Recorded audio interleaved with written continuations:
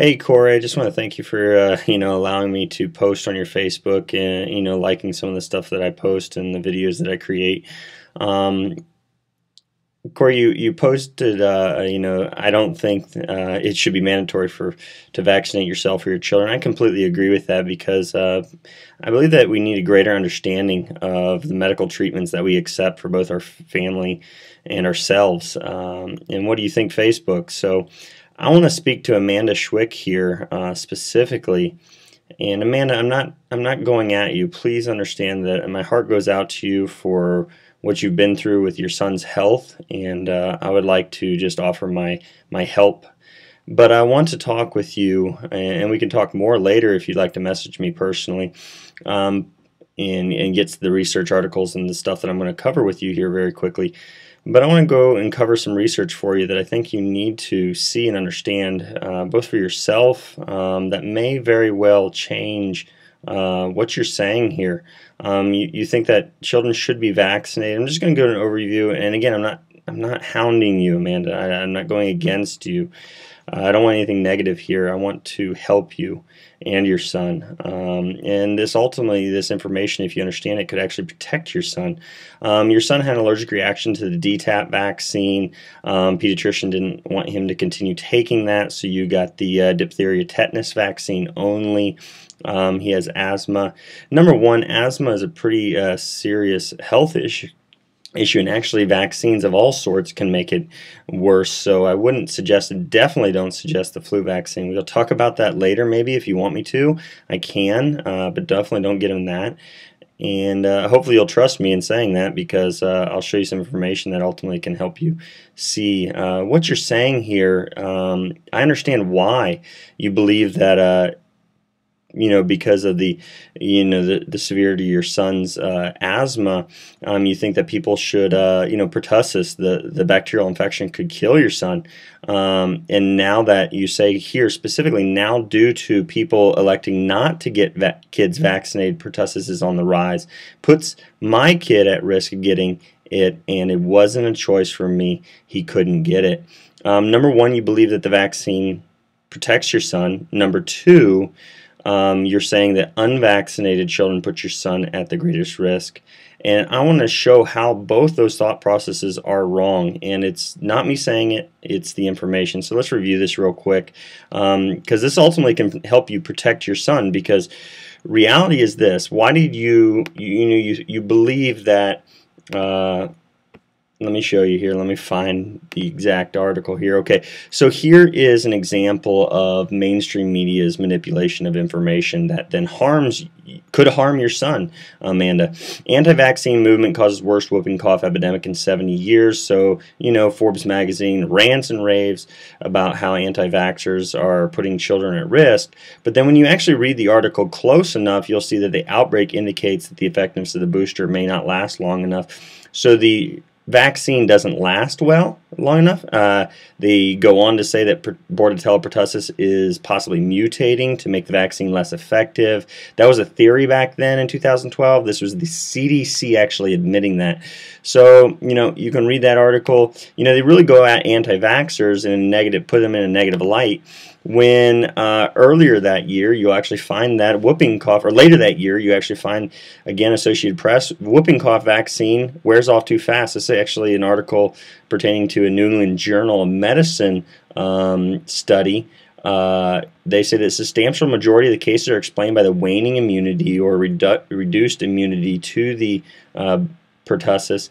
While some parents around the country have taken a stand against child vaccines, the outbreak is not being driven by unvaccinated children, according to the CDC. Most of the illnesses are in vaccinated youngsters. So again, Amanda, your biggest risk right now would be actually vaccinated children. And then we go to the next article here: whooping cough vaccine may not halt the spread of illness. This is a government study. Here's the article that you could read and you can Google. But they go on, they did the study here. This is a simplistic way of describing it through an article, but the baboons didn't get sick, but they had high levels of bacteria in the respiratory system for 5 weeks. That's quite a long time, which suggests they are contagious for that long. And here is the actual FDA study. This is the Food and Drug Administration in the United States evaluating the effectiveness of the DTaP, the acellular pertussis vaccine. And so here are the highlights. To test the hypothesis, infant baboons were vaccinated 2, 4, and 6 months of age with acellular pertussis whole cell vaccines, and then challenged. So then they actually directly infected these baboons with Bordetella pertussis a month afterwards.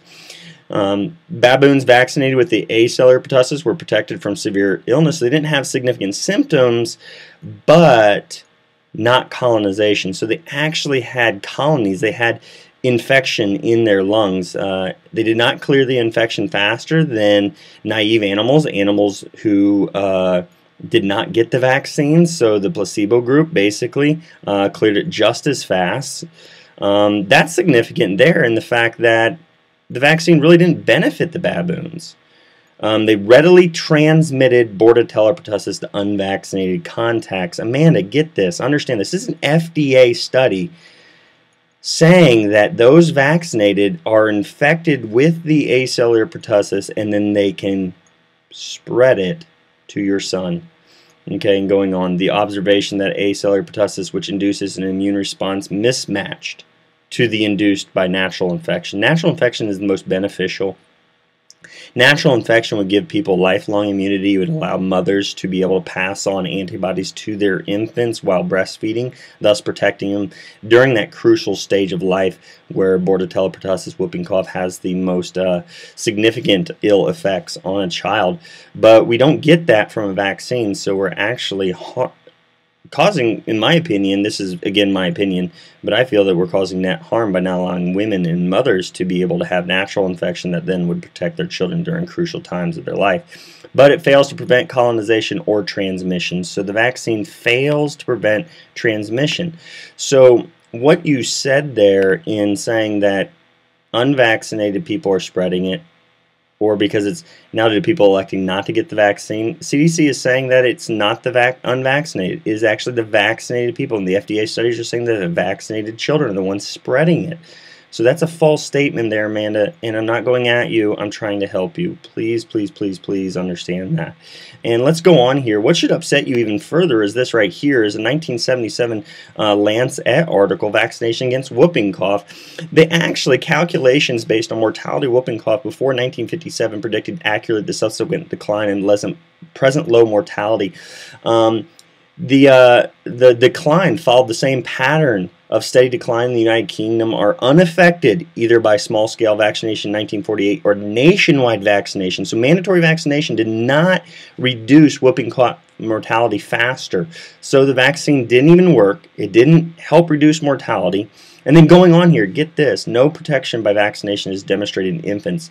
Infants have no protection. Adverse reactions and neurotoxicity following vaccination is significant. You can look here. In 14 of these cases, reactions were transient, not bad. Shock, cerebral disturbances. 65 cases followed by convulsions, hyperkinesis, and severe mental defect. So mental defect, brain damage, was a significant problem with whooping cough. It seems likely that most adverse reactions are unreported, and that many are overlooked. So a lot more children are being hurt and damaged by the whooping cough vaccine than we can even, calculate. Efficacy and safety of the vaccine is lacking. The claim that official bodies that the risk of whooping cough exceed those of vaccinating is questionable. Again, just look at this research, and it's sad that we have such hate towards unvaccinated people when actually the FDA and CDC, that's what mainstream media should be talking about. They should be talking about the fact that your son his risk comes from vaccinated children more than unvaccinated. And what I want to do here is leave you with this. This is a great research study. Yes, I'm a chiropractor. I love what I do. I love teaching people. Beyond adjusting people, I believe that it's my duty to humanity and children. and saving children's lives comes with education. So here's a great study, and again, this is not even a chiropractic journal, this is an orthopedic journal, so a medical journal talking about the relationship of vertebral deformities and allergic diseases, and not necessarily deformities in the bone structure, but actually just in the vertebral alignment.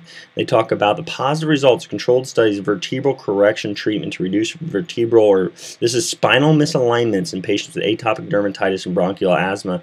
Visceral immune function and vertebral deformities was a significant finding here. But if I scroll down here, watch what could happen. I pray that you will seek the care of a structural correction chiropractor that can begin to work on your son and try and help them.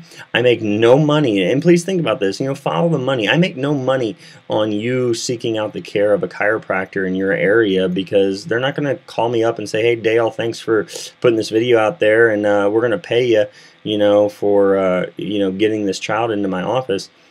And I'm just ranting here. It's just so frustrating for me to know this information, that people are, casting hate, here and there, and telling people that, my unvaccinated son would put your child at risk, when in actuality it's the opposite way around in terms of pro-vaccine, anti-vaccine. It's the pro-vaxxers that are many times putting children at risk.